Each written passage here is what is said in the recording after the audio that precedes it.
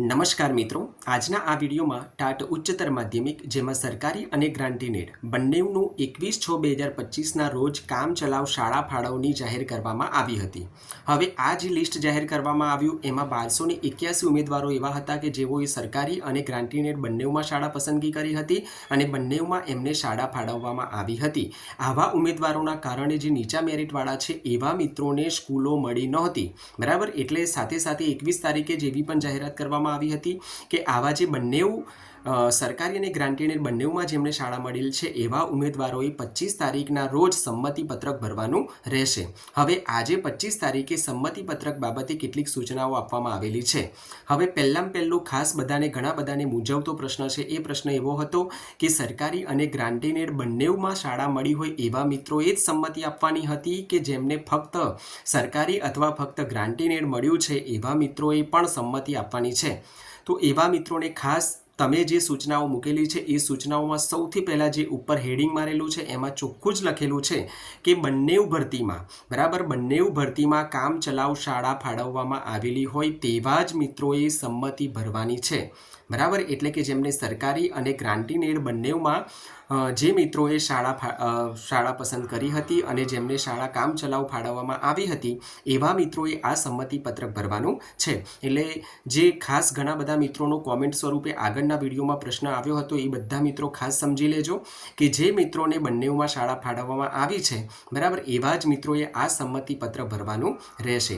આ સંમતિપત્ર ભરવા માટેનો સમય આજે રાત્રે એટલે કે 25 તારીખે તમારે રાત્રિના 12 વાગ્યા સુધી તમે સંમતિપત્રક ભરી શકો છો, બરાબર। એના પછી તમારું સંમતિપત્રક જો તમે ભરશો, ટૂંકમાં સંમતિપત્ર ભરાય જ નહીં, બરાબર છે। અને જે લોકોનું સંમતિપત્રક ભરવાનું રહી જશે આપોઆપ એવા મિત્રોની કોઈ પણ એક શાળા પસંદ થઈ જશે, બરાબર।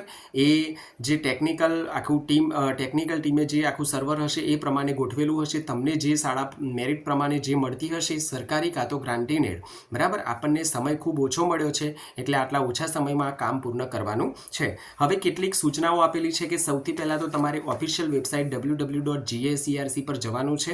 એ વેબસાઇટ ઉપર જશો એટલે ખાસ બીજી વાત કે ઘણા બધા મિત્રોનો એવો પણ પ્રશ્ન હશે, બરાબર, કે સરકારીમાં સ્કૂલ મળી છે તો સરકારીનું પોર્ટલ ઓપન કરીને એમાંથી સિલેક્ટ કરવાનું છે કે બંનેમાંથી કરવાનું છે કે ગ્રાન્ટીનેડમાંથી કરવાનું છે। તો એવા માટે પણ ખાસ બીજા નંબરની સૂચના આપેલી છે, બરાબર। કોઈ પણ એક સરકારીમાં તમે જઈને સંમતિપત્રક ભરશો, બરાબર, અને તમને જે સંમતિપત્રક ભરવાનું હશે, બરાબર, સરકારી ઉપર તમે ટીક કરશો તો તમારી સરકારીની સ્કૂલ તમને મળી જશે, બરાબર। અને સરકારીનું જતું કરવા માંગો છો એના ઉપર ટીક કરશો એટલે ગ્રાન્ટેડનું આપોઆપ તમારે મળી જશે।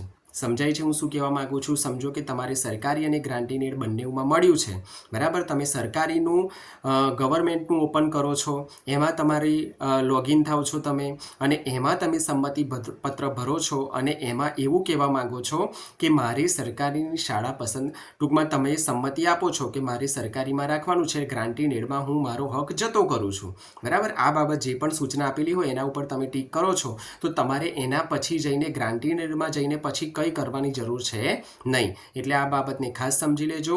ત્યારબાદ તમારે જે આખી પ્રક્રિયા છે, બરાબર, PDF સૂચનાઓનું જે છે એ પણ તમે જોયું હશે કે ત્યારબાદ ઉમેદવારો વિવિધ આઇકોન જોવા મળશે, જે પૈકીનું સંમતિપત્રક જે આઇકોન છે એના ઉપર ક્લિક કરવાનું રહેશે। ચોથા નંબરની સૂચના લખેલી છે કે આમ કરવાથી સંમતિપત્રક તમારું ખુલશે અને જે ભરતીમાં હાજર થવા માંગતા હોય તે ભરતી માટે આ ભરતીમાં ઉમેદવારી ચાલુ રાખવા માંગુ છું બટન પર ક્લિક કરતાં તે સિલેક્ટ થશે અને આપોઆપ અન્ય ભરતીમાં એટલે કે આ ભરતીમાંથી ઉમેદવારીનો હક જતો કરવા માંગુ છું વિકલ્પ પસંદ થઈ જશે, બરાબર છે। તમે જે બટન પર ક્લિક કરશો પસંદ કરવા માંગુ છું તો એ પસંદ થઈ જશે અને આપોઆપ જે બીજો હક છે એ તમારો જતો થઈ જશે। પછી તમારે ગ્રાન્ટીનેડનું જે એમાં લોગિન થઈને એમાં સંમતિપત્રક ભરવાની જરૂર રહેતી નથી। પાંચમા નંબરની જે સૂચના છે એ પણ ખાસ તમે સમજી લો કે ઉમેદવાર જે ભરતી માટે આ ભરતીમાં ઉમેદવારી ચાલુ રાખવા માંગુ છું વિકલ્પ પસંદ કરશે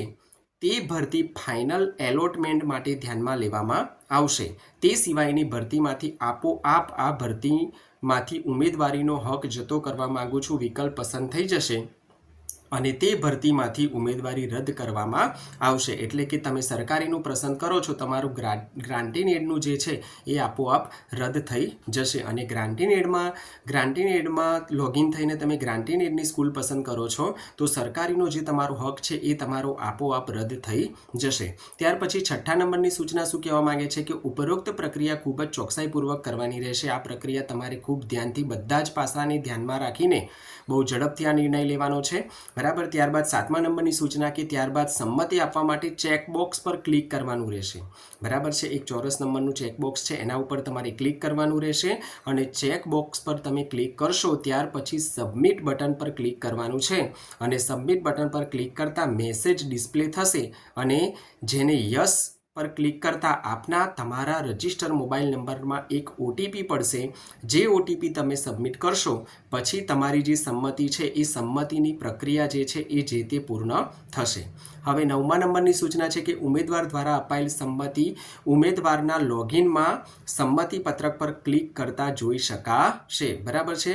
ત્યારબાદ તમે ઓટીપી આખી પ્રક્રિયા પૂરી કરો છો પછી તમે જે સંમતિ આપી છે એ સંમતિ તમે ફરીથી જોવા માંગતા હોવ તો તમે જોઈ શકશો.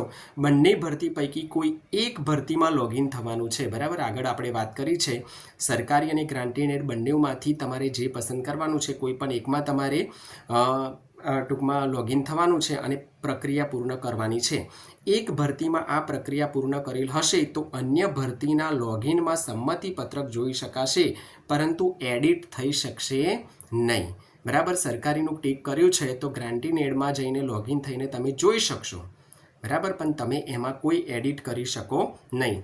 એકવાર ઓનલાઈન સંમતિ સબમિટ કર્યા બાદ કોઈપણ સંજોગોમાં તેમાં ફેરફાર કરી શકાશે નહીં. અને ત્યારબાદ ઉપરોક્ત પ્રક્રિયા પૂર્ણ થતાં ફાઇનલ એલોટમેન્ટમાં ઉમેદવારે સંમતિ આપેલ ભરતીમાં ઉમેદવાર પસંદ કરેલ શાળાઓમાંથી મેરિટ ક્રમ પ્રેફરન્સ મુજબ શાળા ફાળવણી કરવામાં આવશે.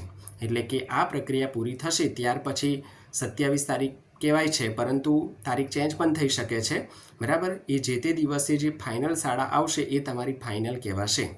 ખાસ નોટ છેલ્લે આપેલી છે કે જે ઉમેદવારોએ કોઈપણ એક ભરતી માટે સમય મર્યાદામાં ઓનલાઈન સંમતિ આપેલ નહીં હોય તેવા ઉમેદવારોને અત્રેથી ભરતી પસંદગી સમિતિ દ્વારા કોઈ એક ભરતીમાં શાળા ફાળવવામાં આવશે અને અન્ય ભરતીમાંથી ઉમેદવારી રદ કરવામાં આવશે. ઉમેદવારે ભરતી સમિતિના નિર્ણય સ્વીકારવાનો રહેશે. ત્યારબાદ આ બાબતે કોઈ લેખિત કે મૌખિક રજૂઆત ધ્યાનમાં લેવામાં આવશે નહીં. બરાબર. આગળ આપણે વાત કરી છે કે તમે કોઈ પણ સંમતિ આપતા નથી. મારે તો જાનબાર રહી ગયું હતું, હું અટવાયેલો હતો. બરાબર. મારે તો સરકારીમાં લેવાનું હતું પણ મને તો ગ્રાન્ટીન એડમાં મળી ગયું. તો આવી કોઈ પણ તમારી દલીલ ચાલે નહીં. એટલે મહેરબાની કરીને તમારે સંમતિ ભરવાનું છે, સંમતિ આપવાની છે સરકારી કાં તો ગ્રાન્ટીન એડ જે તમારે ફાઇનલ તમે કર્યું હોય એ. જો નહીં આપો તો તમને ઓટોમેટિક કોઈ પણ એક શાળા મળી જશે સરકારીની કાં તો ગ્રાન્ટીન એડની. પછી તમે પાછળથી દલીલો કરશો તો એ દલીલો કોઈ સાંભળવામાં આવે નહીં. ઘણા બધા મિત્રોની આગળના વિડીયોમાં કોમેન્ટ હતી. બરાબર. આગળના વિડીયોમાં જે વાત કરી હતી એમાં મોટાભાગે જે મિત્રોની કોમેન્ટ આવી હતી એના જવાબ કોમેન્ટ વિડીયોમાં એ જ વિડીયોમાં હતા પ્રશ્નોના જવાબ. પરંતુ આપણે પૂરેપૂરો વિડીયો જોતા નથી પછી એને કોમેન્ટ સ્વરૂપે આપણે પ્રશ્નો કરીએ છીએ. વાંધો નહીં, તમે પ્રશ્નો કરો છો તો તમારા પ્રશ્નનો જવાબ આપવાનો પ્રયત્ન કરીશું. બરાબર. ઘણા બધા મિત્રો એવા છે. સાથે સાથે બીજી એક વાત તમને જણાવી દઉં કે જે 1281 ઉમેદવારો છે એમનું આખું લિસ્ટ PDF મૂકેલી છે. તો તમારા વિષયના કેટલા આવા ઉમેદવારો છે કે જેને ડબલ શાળા પસંદ કરેલી છે. બરાબર. એવા ઉમેદવારો તમે ગણતરી કરી શકો છો અને એવા ઉમેદવારો ગણતરી કરતાં તમને થોડું ધ્યાનમાં આવશે કે મારું મેરિટ જે છે, મારો જે પસંદગી ક્રમ મેરિટમાં હતો પણ નહોતું આવ્યું, તો એવા ઉમેદવારોએ નિરાશ થવાની જરૂર નથી. બરાબર છે. જ્યારે પણ ફાઇનલ સ્કૂલ એલોટમેન્ટ લિસ્ટ આવશે ત્યારે તમારું નામ હશે જો તમે મેરિટમાં હશો તો. એટલે આવા ઉમેદવારોને પણ ખાસ મારે જણાવવું છે કારણ કે છેલ્લા વિડીયોમાં બધા મોટાભાગના મિત્રોની આવી કોમેન્ટ હતી કે હું મેરિટમાં હતો છતાં પણ મને સ્કૂલ મળેલી નથી. તો સ્કૂલ ન મળવાનું કારણ એકના એક ઉમેદવારોએ ડબલ શાળા પસંદ કરી, સરકારી અને ગ્રાન્ટીન અને બંને એમને મળી. જેના કારણે જે નીચા મેરિટવાળા ઉમેદવારો હતા એમને સ્કૂલો મળી હતી નહીં. તો આવા બધા જે મિત્રો છે એમને પણ નિશ્ચિત થઈ જજો અને તમને જો મેરિટમાં તમારું નામ હશે તો ચોક્કસ તમને જગ્યા તમારે સ્કૂલ ફાળવવામાં આવશે. હજુ પણ કોઈ પ્રશ્ન હોય તો કોમેન્ટ બોક્સમાં કોમેન્ટ લખીને પૂછજો, જવાબ આપવાનો પ્રયત્ન કરીશું. આજનો વિડીયો અહીંયા પૂર્ણ કરીએ છીએ. અસ્તુ. જય હિન્દ, જય ભારત.